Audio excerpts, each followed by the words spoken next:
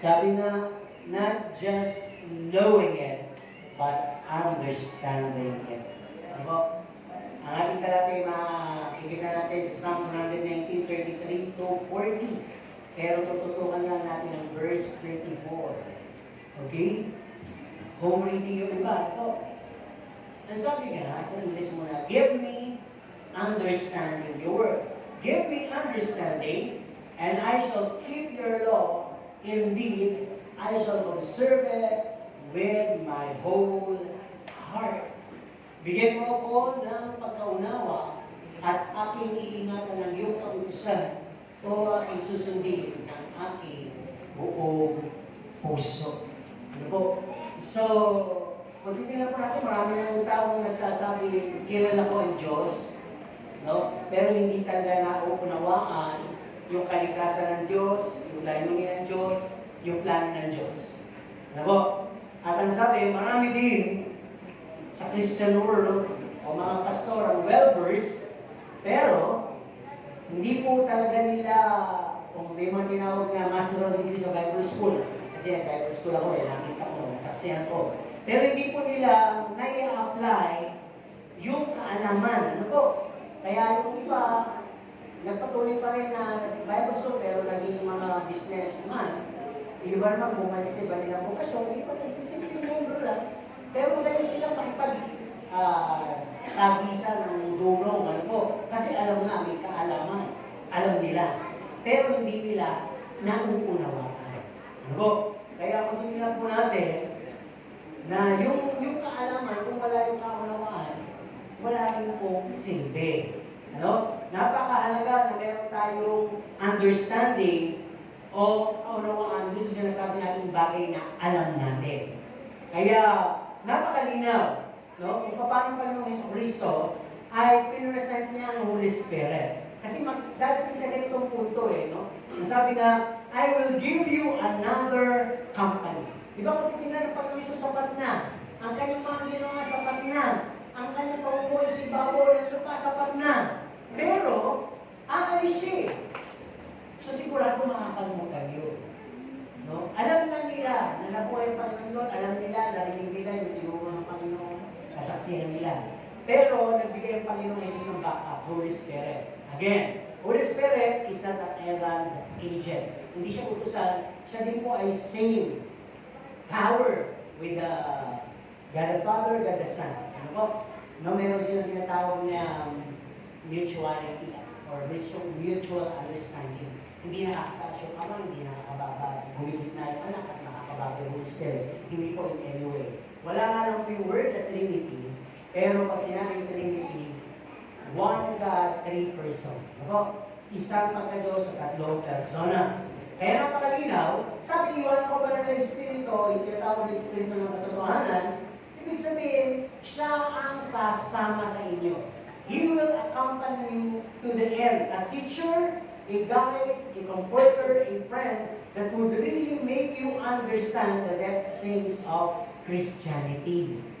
So, napakarami po ang nasa loob ng church. No? Banggitin na ninyo. Nakapanood ninyo sa TV, malalaki mga samahan. JIL, CCL, marami ba? Pero hindi sa dami yun Kasi kung alam mo lang, at hindi mo naiintindihan, hanggang doon lang yung kaalaman mo. Alam mong may Diyos, alam mong dapat magsimba, alam mong dapat magbigay. Kaya di ba minsan ang pumapalit doon, hindi mo nahawak intriga. Di ba?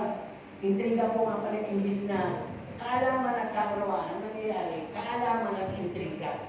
Nung nalaman mo, nagtatanong ka, ba't ganun ang Panginoon? Pero dapat, naiintindihan mo na yun. Yung dealing sa Panginoon sa buhay mo. Ano man yun? Ano po ba? Isa-isa natin mamaya. Kaya sabi ko dito, no, a Christian who really lives in the motivation of his and her faith. Yung nakakaunawa ay yung mga Kristiyano na nabubuhay ayon sa pagkaya ng kanilang mga pananampalataya. Tandaan po ninyo, tayo pong lahat ay nandito, tayo pong lahat ay sumasamba, nagbibigay. Lahat yun ay ay dahil meron tayong pananampalataya. Tama po ba? Dahil yun ang sinabi ng salita ng Diyos at doon tayo nakasalig, doon tayo naniniwala. Ano po? At alam natin na may mga pangakong salita ng Panginoon doon sa mga bagay na yun. Kaya kung nananampalataya tayo, hindi mahirap sumunod. Pero kung wala tayong pananampalataya, alam din natin, napakarami na po nung nagsabi ng Amen. Napakarami na po nung nagsabi, naiintindihan niyo ba? Opo. Kaya sa totoo, hindi po talaga nauunawaan. Sabi nga, all of us could contain or could attain knowledge, but not all of us could or would gonna be reaching our understanding. Pwedeng makakuha tayo ng pangungungan. No? Pwede tayong madagdagan ngayon sa maririnig natin. Pero hindi lahat aabot doon sa unawa, sa kaunawaan. Po. Kaya napakahalaga na alam natin itong sinasabi, ang banal na Espiritu ang tutulong para magbigay sa atin ng kaunawaan. No? Siguro, kung magtatanong ko paano ba yun? Siguro, as we sit there, sit in your places, siguro habang nagdasal, dapat nagdasal ko kayo eh. Lord, pagpaulit mo kami ng kaunawaan. Holy Spirit, tabihan mo ako. Ipaunawa mo po sa akin yung mga maririnig kong salita. At ako'y bigyan ng tinatawag na kaalaman, ng kaunawaan. At huwag lang basta pumasok sa tenga at lumabas sa kabila, kundi manatili. At habang tumatagal, lalo ko pang maunawaan ang lahat ng patungkol sa iyo.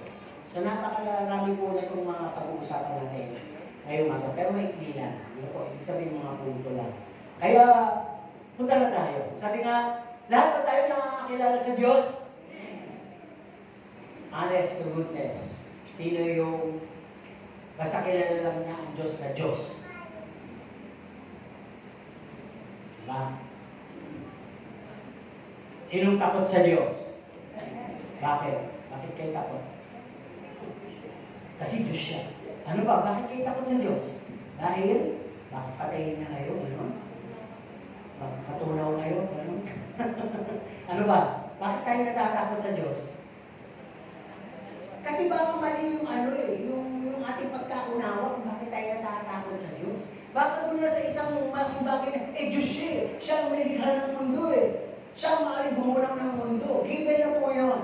Pero sabi nga dito, kung kilala natin ang Diyos, pero hindi natin nauunawaan, ay wala pong magiging silbi sa buhay natin yun. So, babagay po tayo ng ilang bagay na ginagawa ng Diyos o galing sa Diyos. Halimbawa, unang punto, ang Diyos alam natin na siya'y lover, merciful, at nagbibigay ng patuloy na kapatawaran sa atin. He gives love, mercy, and forgiveness. Tinanong po ba natin lahat yun? Ano masasabi natin doon? Diba, doon pala parang isang bagay lang siya na alam natin na ginagawa at galing sa Diyos. Pero yung kalaliman no, naiintindihan ba natin? Kayo ba'y sapat na doon sa sinabing ang Diyos ay pag-ibig? Malalim yun. Ang Diyos ay makapagid. Malalim din. Ang Diyos ay nagpapatawad. Palagi. No? Ngayon ang tanong, kung ang Diyos ay pag-ibig, siya ba ay, pwede bang magkaroon ng kasalungat to na kung ang Diyos ay pag-ibig, siya ba'y namamarusa? Siya ba'y nagagalit? Siya ba'y maaaring magbigay ng mga bagay na hindi natin matanggap? Yun yung gusto kong maunawaan natin. Kasi mamaya, alam lang natin na ang Diyos ay pag-ibig, mahabagin, mapagpatawad. Pero pag dumadating na sa ating mga buhay, yung mga bagay na pinapayagan ng Diyos, baka pwede natin tanungin. O baka nagkakaroon tayo ng tanong na akala ko, Diyos ka lang pag-ibig. Akala ko, Diyos ka lang mahabagin. Akala ko, Diyos ka lang nagpapatawad. Bakit ganito lang yan? Sabi nga, but do we understand that the God na sinasabi natin may pag-ibig, may kahabagan, nagpapatawad, ay Diyos din na punong-puno ng pagdidisiplina. Di ba nasa Hebrews? He discipline those whom He loves. Di ba? Kaduktong yung salitang whom He loves. Kaya dito makikita po natin, ano po, ngayon, ikay iniibig ng Panginoon, kasama doon sa buhay mo, yung minsan, kapag sobra ka o mo-over ka, dinidisiplina ka ng Diyos. At ikaw ay binibigyan ng mga bagay na para bang hindi mo matanggap. Pero kung meron ka ng understanding, latter part ng buhay mo, kaya pala nangyari. Kaya pala. Alam mo, malalaman mo ngayon yung tinatawag na mga resa-resa, kumbaga, mga dealings ng Panginoon sa buhay mo. Ano po? Kaya ang sabi nga dito, His mercy, His love, His forgiveness runs from generation to generation. Ano po? Kaya pagtitilang po natin, lahat tayo tumanggap ng God's love, God's mercy, and God's forgiveness. Pero ibig sabihin nito, hindi pa rin po tayo exempted na minsan tayo po ay makakastigo, tayo po ay magkakaroon ng suffering, at tayo po ay magkakaroon ng mga bagay na consequences dahil na rin sa mga past sins natin. Para bang you have to pay the consequences. Tama! Mahal ka ng Diyos! Tama ang maganda sa'yo. Tama, pinatawad ka ng Diyos. But you have to pay the consequences. Dapat maintindihan natin ang Diyos gano'n. Ano po? Kaya wala tayong karapatan. Tampo, magtanong. So, very good nga siya. Kasi pag nagtatanong tayo, parang sinabi natin, marunong ba tayo sa Diyos? Pinapayagan ng Diyos. He is the God who gives. He is the God who takes. Di ba? May artista na bibigyan sila ng Panginoon, tapos kukunin ng Panginoon, bibigyan ng Panginoon, makatlong beses na yan. Ang sabi nila, pagod na kami. Para bang gusto kasi siya ng Diyos, di ba? Pero hindi natin. Yung tampo, yung sisigos, hindi naman makakarating sa Kanya yun. Sa kalooban lang natin yun na akala natin, may susumbat natin sa Diyos babalik. No. We must understand God's dealing toward His people. Basta, nandun tayo sa pag-ibig, kahabagan, pagpapatawad ng Panginoon, pero hindi exempted doon yung mga bagay na pwedeng payagan ng Diyos to discipline you, to mold you, to bring you to another kind of destiny na mas magiging maganda sa buhay mo. Kasi hindi naman natin kita yung pwedeng mangyari sa future. Pero ang Diyos, makikita niya, okay ka niya. Kaya, ano, ang Diyos ay talagang kumikilos in between events, circumstances of our lives. Ano naman din siya? Okay, pangalawa, ating bang alam na ang Diyos, hawak tayo sa kanyang kamay? Sabi ng isang awit na pambata, He got the whole world in His hand. Sino sasabi dito, hawak ng Diyos ang buhay niya? So, kung hawak ng Diyos ang buhay niyo, siya ang nagbigay niya, siya din ang kukuha niya. Amen? So, kabit-kabit na yun. Lahat ng mga tinatangkilik mo, pwede rin siyang nagbigay, pwede rin siyang bumawi. Lahat ng tutulong sa iyo, pwede rin siyang nagpumayag at siya din ang babawi at siya din ang papagaling. Ano po? Hinapaya, di ba? Like what happened in the life of Paul. Di ba kaya nga yung mga yan, naikwento, naitala, di ba? Lahat yan. Kaya kung titignan po natin, ang manatili lang tayo sa sinasabing tayo ay hawak ng kanyang mga kamay. No? Pero hindi siya kontento na tayo ay nandun lang sa kamay niya. Na para ba tayo kinakarga ng isang bata na hinihili, na tayo ay hindi pinapabayaang masaktan, madapaman lang, magalusan, umakagan na lang, paano pang dealings yun.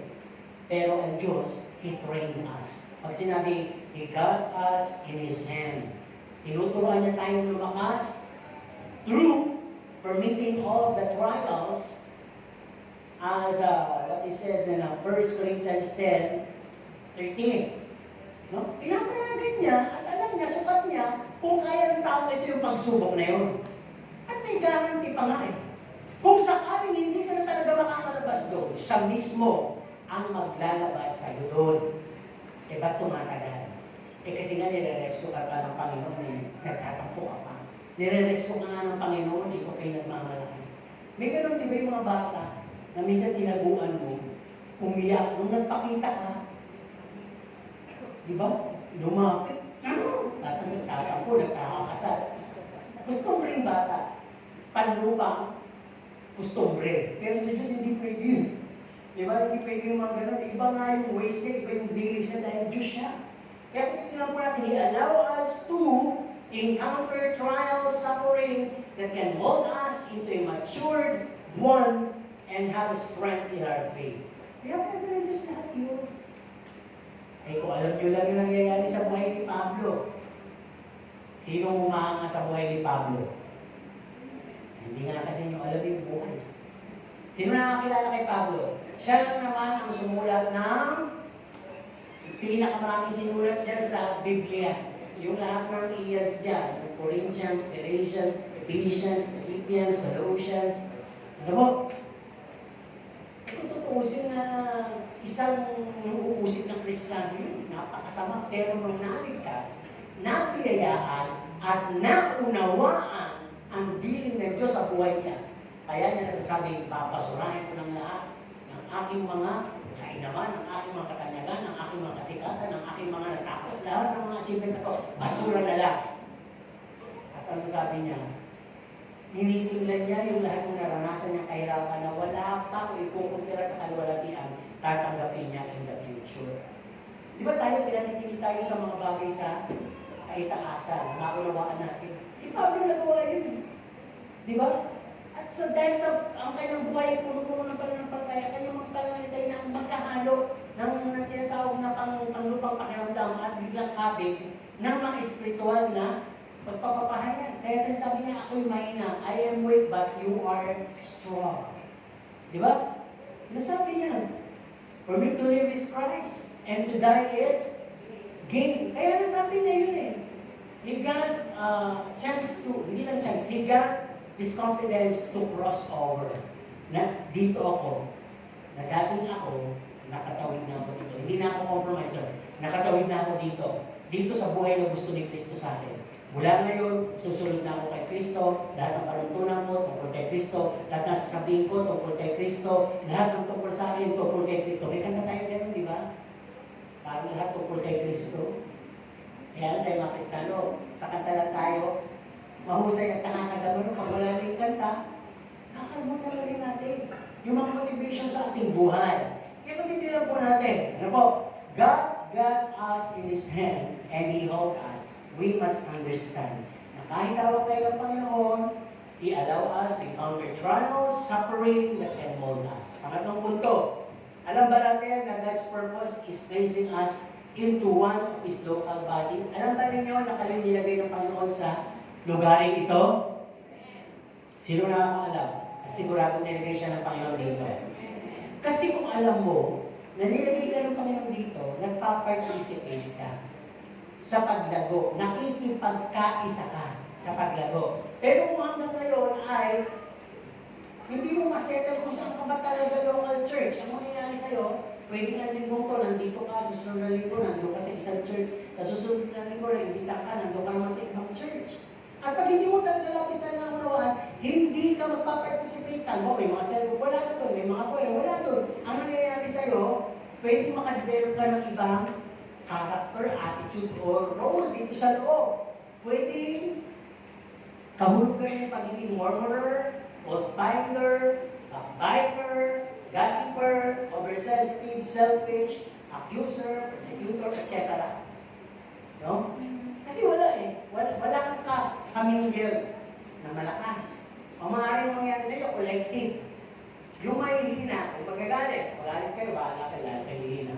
Yung mahihina, ang mga kasama niya sa church, yung kapwa mahihina. Yung malalakas, naghahanap yan ng malalakas din. Yung mga matatampuhin, gusto din niyang kasama yung matatampuhin. Kaya pala, birds of the same feather, magkapalak together. Diba? Kaya totoo naman pala yun, no? Alamin natin yung God's purpose why He placed us into a certain local church, no? Kaya kung titignan po natin, we should be discovering. Ano ba ang ministeryo ko dito? Bakit ba ako nilagay ng Diyos dito? Ako ba ay shoulder? Ako ba ay head? Ako ba ay eye? Ako ba ay mouth? Diba may mga pinagalan tayo na ako ba ay feet? Diba? Ano ba yung participation ko dito sa loob ng local church na to? Ako ba'y palamuti? Ako ba'y pampatagdag ng dami sa mga nakaupo?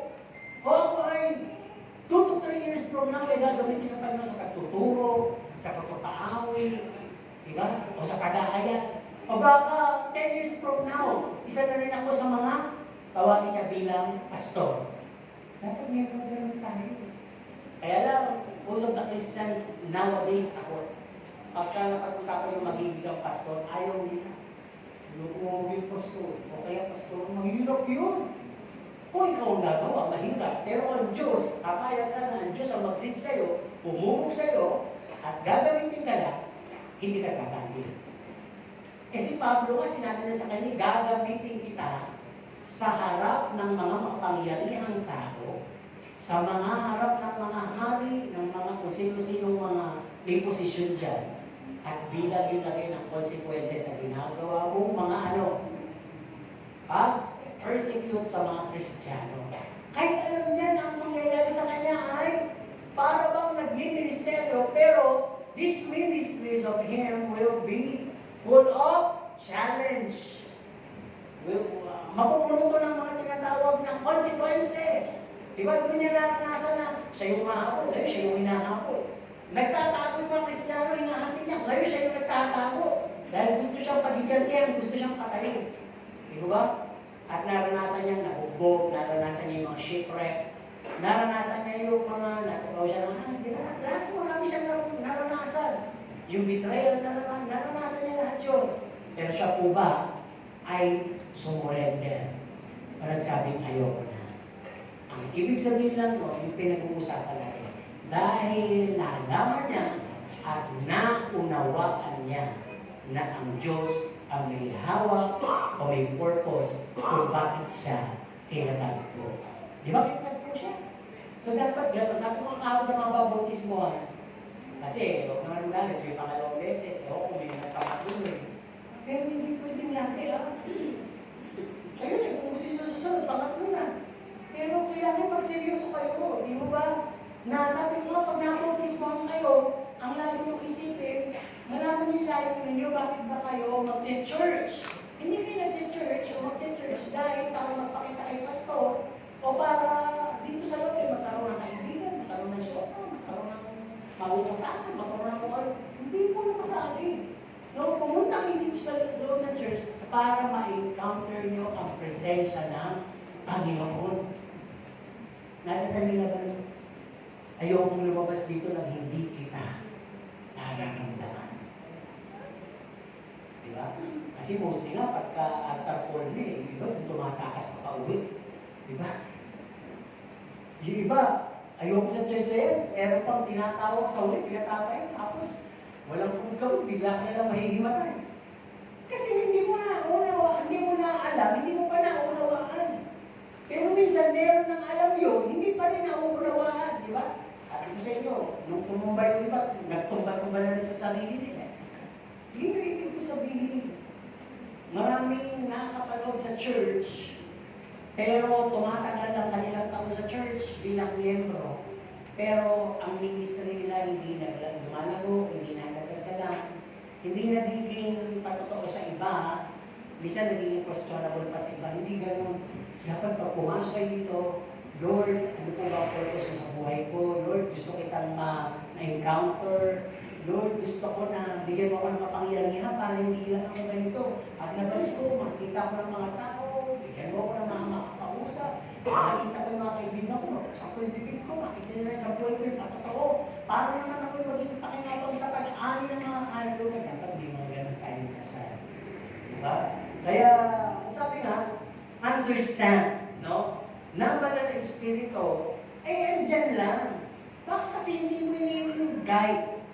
Hindi mo hinihingi yung karunungan kaalaman, kaunawaan, para ikaw ay sa local church na kinabibilangan mo, ang ma-discover mo kung ano yung ministry na nakaabang sa'yo, kaya kami nilagay doon. Hindi pwedeng nilagay ka lang dyan, pampadagdag sa ginang. Meron kang ministeryo gagampanan na makalulugod sa Diyos, makalaluwalhati, at makaka-attract sa iba, makaka-influence sa iba na sila'y maglingkod din sa Diyos. At dahil doon, masasabi nila at maluluwalhati nila ang Diyos sa nakikita sa buhay ko at ministeryo. Kasi pagka hindi ganun ang nangyari, nasa loob ka ng church, maaaring may ministry ka, maaaring meron kang ginaganap, pero ang tingin ng tao sa'yo, hindi mo lang nakakamilit o napag-uusapan ka, hindi ka nawalatian. Baka pintas, no? Mga judgment ang binibigay. Dahil maaaring iba yung iyong piniplay, niloro sa ministry, pero nakikita naman sa pamumuhay, iba din. Mismatch. Kaya kung titignan po natin, yung mga bagay na yun, maaaring na hindi lang kumitibo. Siyempre, takot. Wala kasing, meron ako pa dito naka-experience nun, nakapag-open review siya sa kapwa na dito. Alam mo ba yung open review? Sabi sa Bible kasi, open review is better than secret love. Halimbawa, nagsasalita yung kapwa mo sa'yo ng mga kasiraan ng ibang kapatiran. Alam mo, kapatid mo, may pag-usapan natin, hindi naman kasi nakakatulog. Yan natin yung buhay nila. Yung tungkol sa Diyos pag-usapan natin. Parang ganyan yung open review. Kasi kung ganyan, huwag mo na akong kwentuhan. Diba? Pero, pag hindi ka marunong mag-open review, sige po, Omar, bilang mo ng merienda. Kino-comfort mo pa. Ano mo ba? Meron ka pagsasabihin. Di ba naman, nagtatago dun sa ang tawag ito, kanino ng palalangin. Sige, sabihin mo, ipapag-pray natin. Ano pa ba yung mga lamig pag-pray natin? Dapat madami para marami tayo mapag-pray. Sa dami, nag-usap na kayo, nakalimutan yung tuloy. Mag-pray. Di ba? Minsan ganun yung mga nangyayari. Kaya masabi dito, if we do really understand, there is no reason to go out. Wala sanang natitisod, wala sanang lumilipat ng church. Kung naiintindihan ng talaga yung mga ministeryo na pinagkatiwala sa kanila, at kung bakit sila dito inilagay ng Panginoon. Di ba minsan nasabihin ka, sawang-sawa na ako sa ugali, kaya ayoko na. Ano gusto ko sabihin? Alam mo naman kayo ugali. Hindi ko alam yung ugali. Ikaw na yung mag-adjust. Ikaw na yung umiwas. Ang masama ko hindi mo alam. Diba? Pero sabi nga, kahit na hindi mo alam. Ang sabi nga ng Diyos, ipagpapalagpas. Kung sakali ka na nangyayari, palagpasin mo na. Isipin mo na mas mahusay siya. Mas magaling na siya. Pero kung ginagawa niyo, wala namang pagpapaibabaw. O siya hindi magaling. Kaya sa kaloob ako, sama-sama na ng loob mo. Ganun. Ibig sabihin kung pinalagpas mo, palagpasin mo na lang, okay na, tapos na. Namatay na yung sunog, wala nang dapat kung masunog, madamay, hindi na kailangan makarating kasi basahan na lang yun. Ako, ang Diyos, Banal na Espiritu, magdidinong tapos na, wala na. Ano pagtapos noon, makakaharap ka sa tao yun, difficult people na yun, na wala kang guiltiness, wala kang bakong galit, kasi pag meron, mararamdaman yung kumukulo ang dugo niya. Sino ba dito naiinitan ngayon? Kasi kung naiinitan kayo, medyo malamig naman, di ba? Baka naman yan ay sanhin ng may mga hatred kayo o meron kayo sa mananong na binabaho. At ang higit sa lahat, nandito pa yun. Kung mag-meet siya na yun, para lang pag nakikita mo siya, ay kumukulo ang dugo niyo. Di ba may pressure?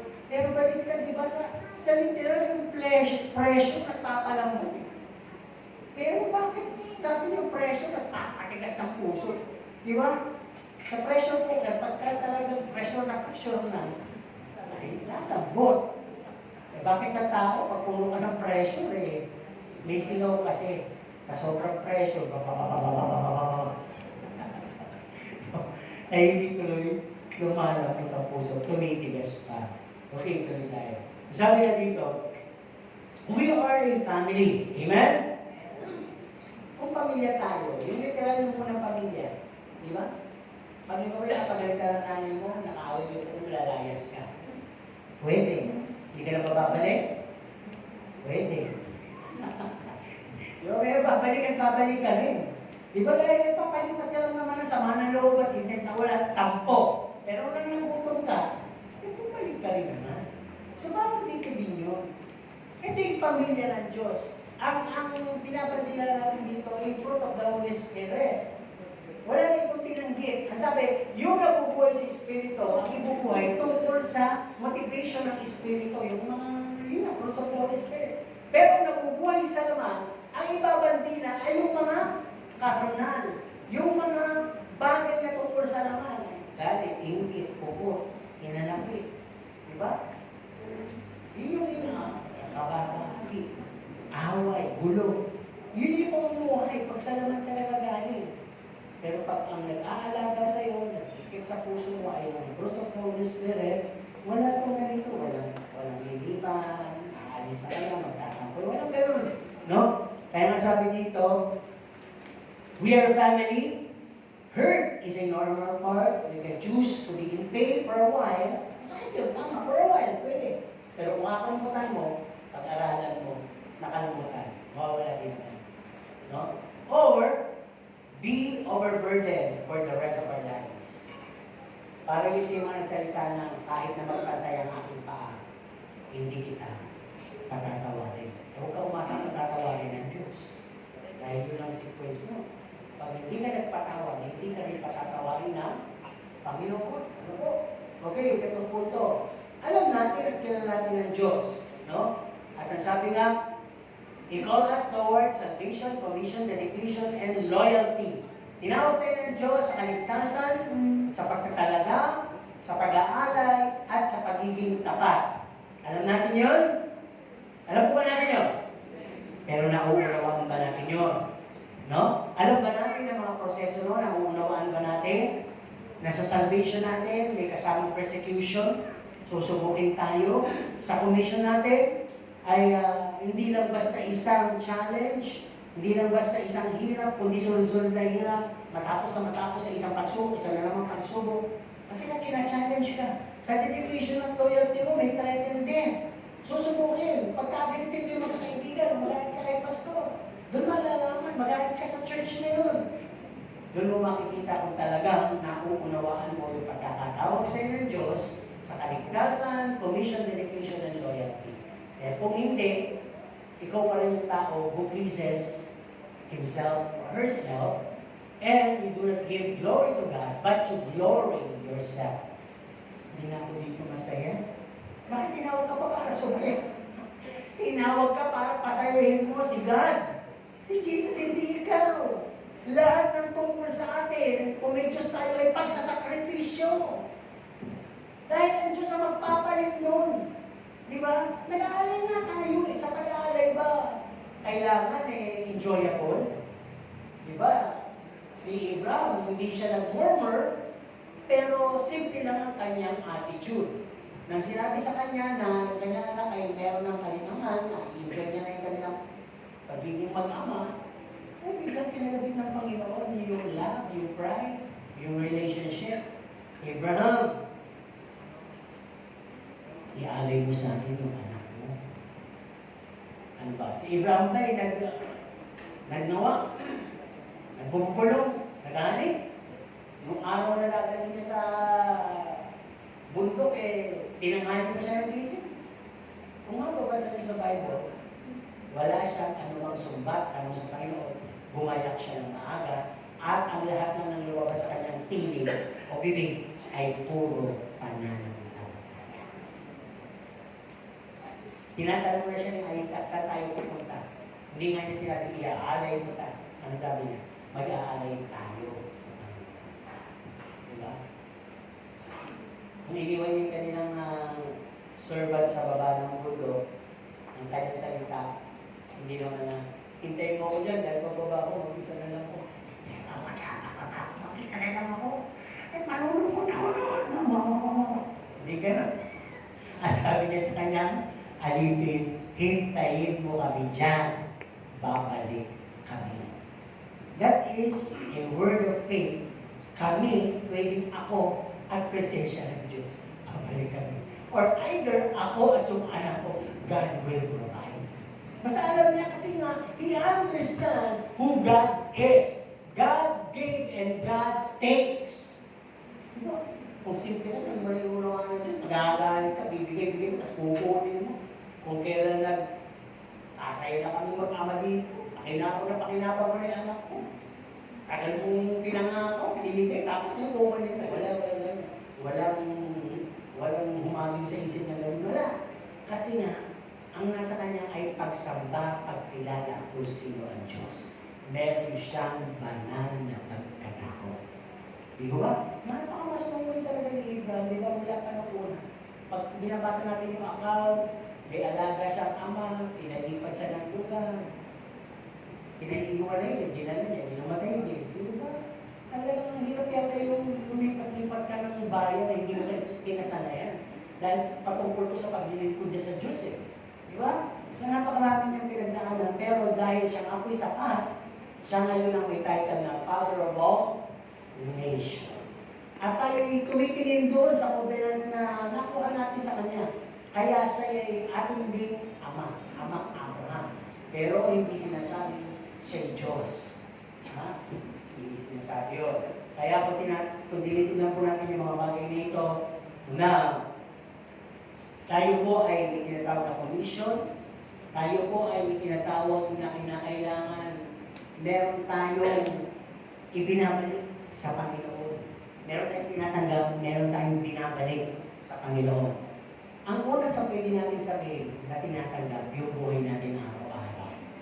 Hilinga at lakas. Protection. Di ba? Sa bawat hapon, sino nakakaranas na pag umingin kayo, pero lagi nyo sinasabi, Panginoon, salamat sa maghapon, sa protection. Pinatid mo pa rin ako ng mahina. Kasi tuwing ayaw ko naman i-declare, tuwing ako'y kamukhang gabi, di ba? Pagdating natin, talagang gusto ko man gumawa ng sermon, wala na kaya naman namin na. Sabi na sa matulog ka na. Kung nga hindi ko na kaya. Nakagising naman ako, alas 2. Di ba? Kaya manitira po natin. Sabi ko nga, sa tuwing natin ko si Mami, nagbabalik ko dito. Takdahan na ako, parang hinahanap ko yung kama. Kakain na sa ito, sabi ko, gusto ko na gusto ko na matulog. Kasi nga, hindi ko inaanong age, sa age ko kasi siguro. Na hindi naman dati. Pero natutuwa ako sa Panginoon dahil early riser ako. Hindi talaga ako nagigising ng alas 5. Alas 4, gising na ako yan. Pero wala na tayong tubig na nag-iigib na ako yan. Di ba? Naglalaba ako dahil nga may tubig. Yun naman, kaya sabi ko, na-appreciate ko lahat yun. Lord, salamat sa lakas. Sabi ko sa anak ko niya, ang hirap na sa amin yung katulog kami na kaganyan. Maya-maya, pag nagising ka, hindi mo magalang. Sabi mo,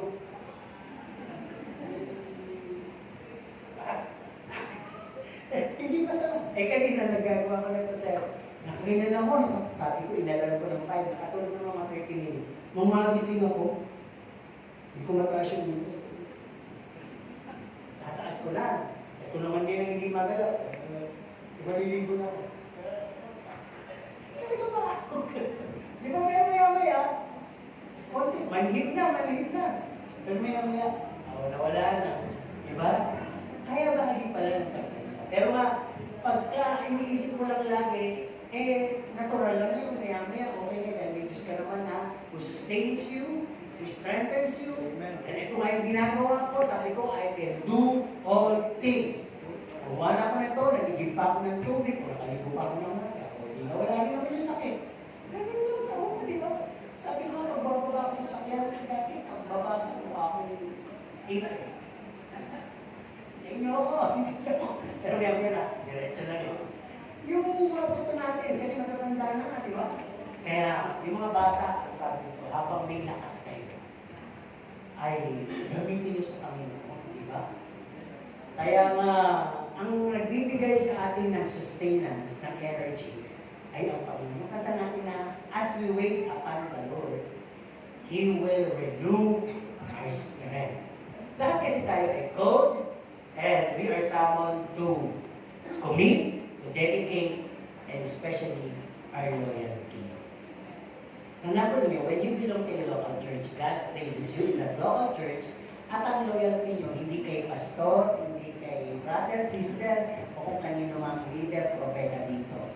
Sa Diyos po ang inyong loyalty. Sakaling meron na magiging abiso, kagulungan, tungkol sa pastor, tungkol sa... ang Diyos ang mag-aalis. Pero yung local church, mananatili. Yung pastor, tanggalin ng religion. Sino? Pero ang Diyos ang pinalilimuran nyo, sa Kanya kayo nakasulat. Kasi sabi nga, bigyan lang natin ang konting, ang tawag dito, ang tawag doon, konting buwelo. Ayan. Yung mga medyo umaalis, naghahanap kayo ng perfect church. Eh, talaga masarap talaga lumipot sa bagong church kasi hindi mo pa sila kilala. At hindi ka pa rin nila kilala, nagpusit ka. Kaya pala yung pakisama nila sa'yo, oo. Pero hindi tatagal makikita mo, ganun din sila sa'yo, naulit ka, ay iba bumalik din. Di ba? Kasi nakita nila na, kaya pala ito umalis dito sa church na to. Dahil ano, sa church sila, dahil ito pala yung issue niya. Aba, dito din ang kuha na naman yung issue niya. Ayan. Walang magmamahal sa'yo, kundi sa sarili mong tahanan. Di ba? Mahal ko ba niyo bawat isa? Bilis yung sumagot. Tingnan niyo muna yung katabi niyo. Yung kasama niyo. Yung mga nandito sa loob. Tingnan niyo lahat yan. Mahal niyo ba yan? Galing sumagot eh, no? Kayo yung pangatawan na mahal niyo sila. Galing na sila. Kung gano'n, kayo hindi magyayumpit. Ayaw sabihin ng malakas eh. Mahal niyo po ba sila? Kasi doon lang po magiging tura yung sinasabi mo, mahal mo ang Panginoon. Sabi ng Panginoon, huwag mo muna sa akin sabihin. Dahil magiging kang sinungaling, hindi mo ako nakikita. Yan munang nakikita mo, mahalin mo. Pagtapos niya, pasok yung sinasabi mo, pagmamahal mo sa akin. Okay? Halos na itong punto na lang. Sabi niya, umamahal mo. Kilala natin ang Diyos at ang kanyang salita. Sino nakakalam sa salita ng Diyos? May mga alam po ba kayo memory verses? At sigurado kasama din yung Philippians 4:19. Dahil yan ay verse ng mga pagpapala. Di ba? Meron pa ba kayong alam na ibang verse? Iba sa Philippians 4:19. Lahat po ba ng verse na alam nyo yung mga tungkol sa mga depensa nyo, mga beneficial sa inyo? Actually, gano'n naman talaga, di ba? Pero sabi nga po dito, we must learn to study the Word of God. Hindi lang to memorize some verses. Hindi. Kailangan pag-aralan natin. Dahil dito nakatala ang lahat ng tungkol sa katotohanan na magpapalaya sa atin. Di ba? Kaya kung lang po natin, meron nga sabi ko, may nabili na ako na libro gano'n, marami talang series yun. Kahit na may mga additional na libro na gano'n at may mga supportive ko na rin, references, babalik ka pa rin sa Bible eh. Nakita mo. Kaya nga mayroon pa rin sa tang going back. Going back to the Bible. Ibig sabihin, bagamat may mga commentators, may mga commentary, may mga expository, may mga kung ano-anong bagay, pag hindi mo na ulit maunawaan yung mga tawag na view ng mga tao na yun, mga scholar na yun, balik na ako sa Bible. Makukulat ka pagbalik mo, ang banal na Espiritu, though you're just a plain person, magbibigay ng kaunawaan sa iyo. Na parang sasabihin mo sa kanya mo, naku po, pinahirap ka ng theologian ako. Pinahirapan pa ako nitong commentator na, yun lang pala, sasabihin pala sa iyo na Diyos. Ba't sinabi? Interesado ka. Alam niyo, di ba yung social media ngayon, paano din, di ba tatanong na sila kayo, pag ikay nanonood, may napanood ka, may tanong, di ba? Interested, not interested. Kasi pag interested ka, pindutin mo lang, nililitaw yun. Parang gano'n ang Holy Spirit. Interesado ka ba? To know God? Balik ka sa Bible. Dahil kung hindi, huwag ka naman basa ng Bible. Totoo lang, nagsasagot ka. Sino nagbabasa ng Bible? Naka?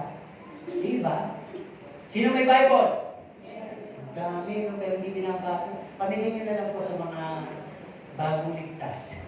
Hindi yung bagong ligtas, gusto magka-Bible eh. Oo. Pero yung mga matatagal na Kristiyano, ayaw nang mag-Bible. Sino yung Bible nila ay talagang alagang-alaga nila.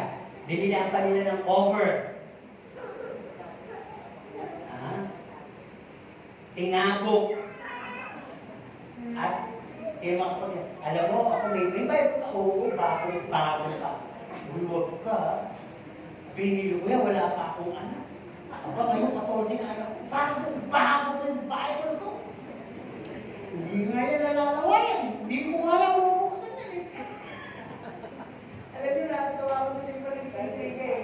Narinig ko lang, sabi nila, maniwala ako. Wala naman sa Bible yun eh. Hindi ko na binabasa kaya.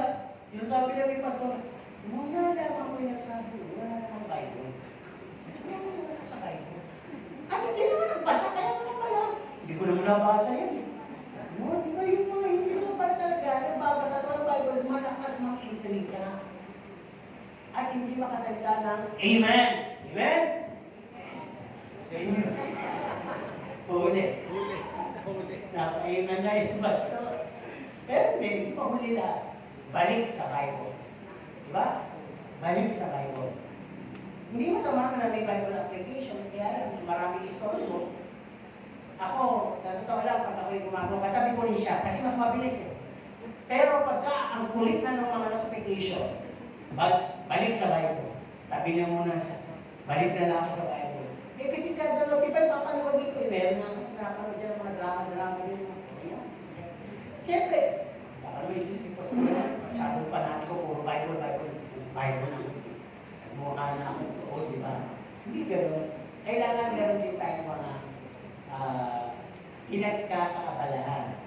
Nagkahalaman, nag-iisda, nagluluto, naglalaban, nanonood ng Korean yun eh. Pero hindi addict dapat yun. Nag-balance sila. Hindi ko sabihin, di ba? Kasi pag puro Bible lang, bakit akasan ako na? Bakit, di ba? Ang nakakulubong kita dyan eh. O Abraham! O kaya, nasa lubong kita eh, medyo makulit ka. O Maria Magdalena! Di ba? Yung ibig ko sabihin, binalagay naman tayo ng Diyos sa tama, sa balanse. At ang Holy Spirit ang may gawa. Tuloy tayo. Sabi nga, ang salita ng Diyos, nauunawaan ko ba ninyo? O alam nyo, sino may alam sa salita ng Diyos? Sinagot nyo na yan. Ngayon, nauunawaan ko ba nyo? Ang salita ng Diyos ay pwede magturo, pwede siyang sumuway, pwede siyang magbigay, magpahayag, pwede siyang magpakita ng mga bagay na parang sa lamig. Kung saan kami dumi, saan kami lugi, saan kami kapintasan, may ayos mo. Yun ang Bible, para pag-reflection natin. Habang nagbabasa tayo, para tayo nananalamin. Ay, ito pala yung dugis ko, ito pala yung package sa akin, ito pala yung hindi kaaya-aya sa tingin ng iba. Ganun ang Bible. Kaya dapat makunawaan natin. Ano po? Kaya sabi, the so-called process will undergo us a lot of whippings, and sometimes, no? Para bang, lalo na kung si Satanas ay sumasali pa. Wala na kung isip kundi wala nang ibang tinira si pastor kundi ikaw. Diba? Paano sasagutin nyo kung yun ang sinasabi ng kaaway? Sino yung kaya sumagot sa kaaway? Kung yun yung binubulong sa inyo, anong sasagot nyo? Kung may mabait, oo mo. Kung kayo naman ay medyo mapang intriga, ewan ko, napakasikat ko nga. Pero may spiritual, ay hindi. Sa katutunan ko yun. Buti nga eh, kasi talo lagi sa akin. Di ba kung bukas ulit, durog na ako. Pero hawak ko ang big. Ay, good.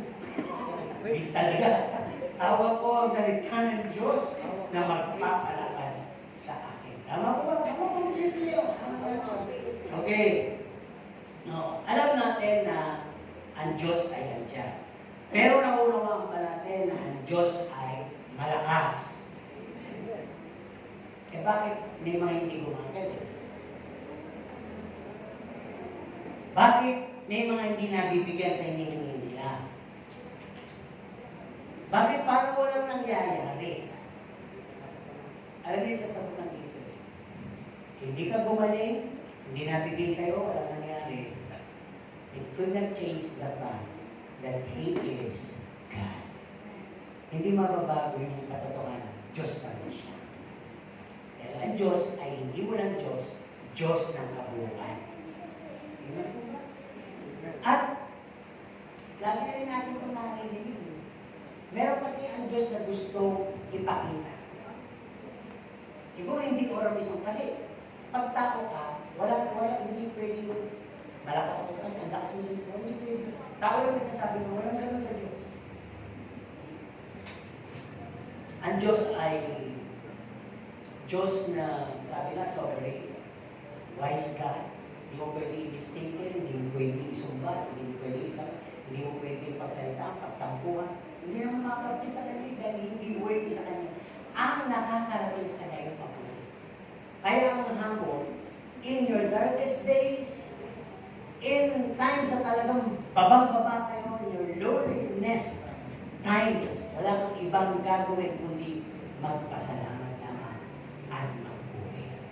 Ang sabi sa Bible, doon palang bababa yung presensya sa iyo, mananahan sa iyo, at ipagkakaloob ang kaunawaan na madali mong matatanggap, kaya pala Panginoon, naunawaan mo na. Tama? Yun eh.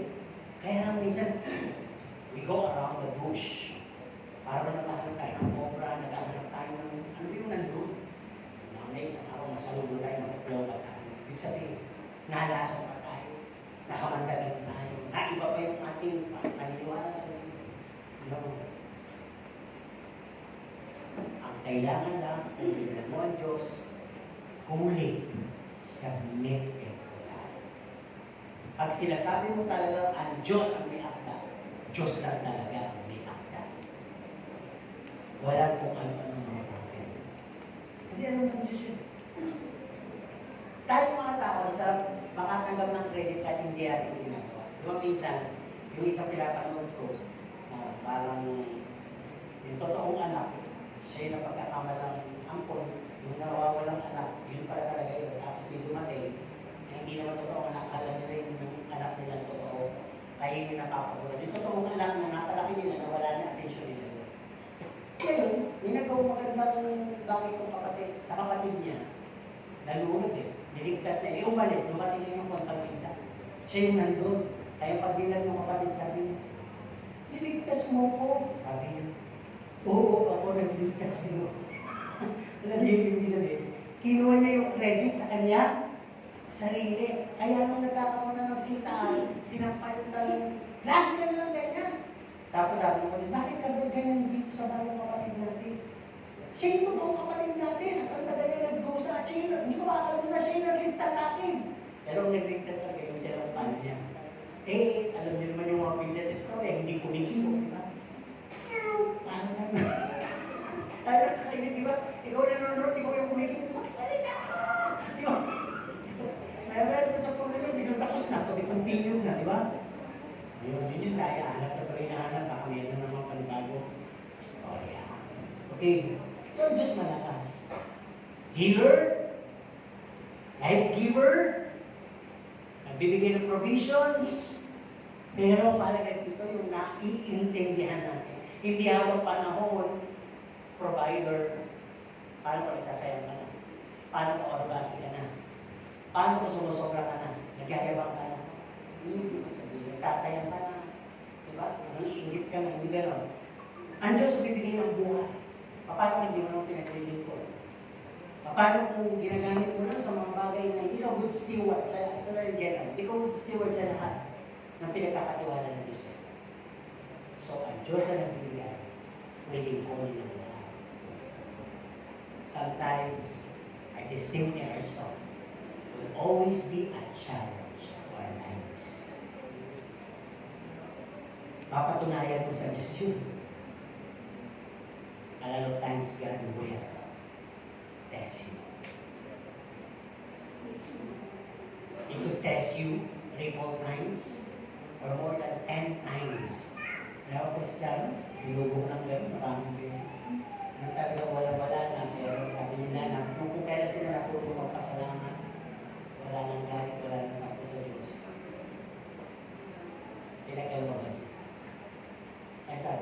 kasi natutunan yung lesson.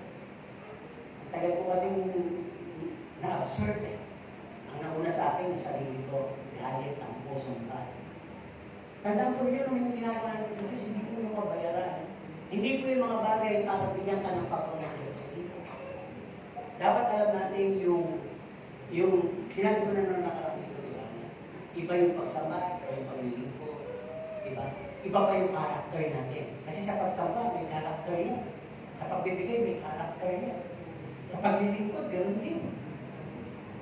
So, ang Diyos, pag tinignan po tayo ng Diyos, hubad, kung isipin literal na ibig sabihin, puso, isipan, laman ng puso, ano lang, basa ng Diyos. Kaya nilibiyok niya, di ba, yung mga taong pinupuri niyo ako, pero ang puso niyo ay malayo sa akin. Ano yung Diyos yun? Kaya nga, wala makakapanik sa Diyos na hindi dalisay eh. Yung nag-aanay ang sabi ng Diyos. Alam ng Diyos lahat ito, mangyayari. Kung meron kang kasamaan ng loob, dito ka, mag-sarap ng Panginoon. Iwan mo muna yung alay mo. Sige, gumalo ka. Balikan mo yung kasamaan mo ng loob. Mag-ayos muna kayo. Saka ka bumalik. Yun. Ibig sabihin, hindi lang kinalati ng Diyos na mabait, na dapat sambahin, na dapat mapagbigay, na tinawag tayo, nilagay. Dapat naiintindihan natin yung lyrics ng Diyos sa atin para mapagbuti natin. Maging diligent tayo. Hindi lang tayo basta sumusunod. Kasi di ba, sabi yung gano'n, yung ministry natin, sometimes, we do our ministry, pero is it out of passion and love for Christ? Or out of display of talent and skills sa harap ng Diyos? Lahat yun. Kaya magkakakit pa sa ini-screen yung Diyos yun. Sometimes, we praise ourselves. Hindi masama yung nakarapat tayo magaling. Lalo pag gano'n tayo ng iba. Ang dahil pa rin naranasan, natapat ako gano'n. Pero, nakakabalik ako doon sa sarili ko na nangyari sa Lord. Hindi tama. Hindi ako marangkat. Ikaw yung marangkat. Hindi ako magaling. Ikaw yung magaling. Diba kahit kasi ako pag-drive ko, nakakabalik. Pagdating ko yun. Lalo yung mga muntik ako nasa aksidente. Pagdating ko yun, Lord, hindi ako yung magaling. Ikaw yung magaling. Ikaw yung naghatid sa ating pabalik. Di ba? Hanggang matutunan na natin na lahat lang sa Diyos, hindi, walang galing sa atin na mahusay. Ang Diyos nagkatiwala. Nagkatiwala lang sa atin. Ngayon, tinitingnan ng Diyos kung paano natin ibabalik ang papuri, paglilingkod, at ang mga pamilya. Kaya, kung tatanungin ko kayo ulit, sino nakakakilala sa Diyos? Pwede lahat tayo magtaas na kamay. Pero, nauunawaan ba natin mabuti yung feelings ng Diyos? Kasi ang Diyos, Espiritu. Ang sumasamba sa Kanya ay sasambahin siya sa kasi pag hindi mo lang unawaan ang Diyos, nasa essence ka ng pagsamba, ang gulo mo. Ito pagsamba. Pag sinabing ang gulo mo, hindi ka mapalagay kung ano ang ginagawa mo ay nakaupo ka niya. Di ba? At hindi rin naman ligtas yung wala nang ginagawa, pero tulog. Totoo yun. Sabi kami, Pasko, hindi naman ako gagala. Aantokin ako, yun naman, ito ako. Saan ako? Sa gitna? Alam mo, hindi ako matutulog. Banal na Espiritu ang mag-preserve sa inyo yan. Di ba? Para pag sinasabihan ka, makinig ka, manatili ka, ito'y kapahayagan sa iyo ng Diyos. No? May mapagsasabihan ka niya, may mamimig ka man. Parang ganun, tuloy-tuloy yung leading sa'yo, tapos may prompting, ayan na yung sasabihan mong tao sa nakikinig mo. Dapat nakaka-experience tayo rin yun. O kaya sa sermon, na narinig natin, hindi naman kailangan lahat yun, i-memorize o nawain natin. May point doon na mag-stop sa puso mo. At doon ka sinalubong ng Diyos sa araw na ito. Doon ka niya kinalagay at doon ka niya kinapusan. Basta parang lahat ng punto tama sa akin. Mas maraming tama, mas maganda. Tama po ba? Kasi, pag maraming tama, para bang tama talaga ang Diyos. Amen po ba? Sino gustong tamaan? Ng ano daw? Siguro tamaan ng shopping. Oh! Tamaan ng pera. Oh! Tamaan ng katotohanan. Masakit, pero magpapalaya sa'yo. Di ba ang hirap naman yung ini-skip mo yung katotohanan ng masakit, pero ang tagal mo makakulong. Alam mo yun, ang tagal mo, hindi ka nakalaya. Ando ka lang sa sarili mong intindi na gano'n lang. Gano'n lang. Eh, natamaan ka. Mali pa na hindi nakakuha ako. Nilagay pa ni Pastor sa pulpito. Ang sakit! Sabi ni Pastor, ang magulong. Lahat ko rin tumingin sa akin. Ang sakit! Kaya nga para magbago ka. Hindi para i-single out ka. Minsan mapag-uusapan ka pa niya, bakit? Dahil pagtapos teatro ng service, maghahanap ka ng kausap. Narinig mo ba yung sis? Tinatawanan naman ako ni Pastor. Saan? Yung magulo. Ayoko sis, sa tingin ko nga. Kasi nakikita nga kita ang gulo mo eh.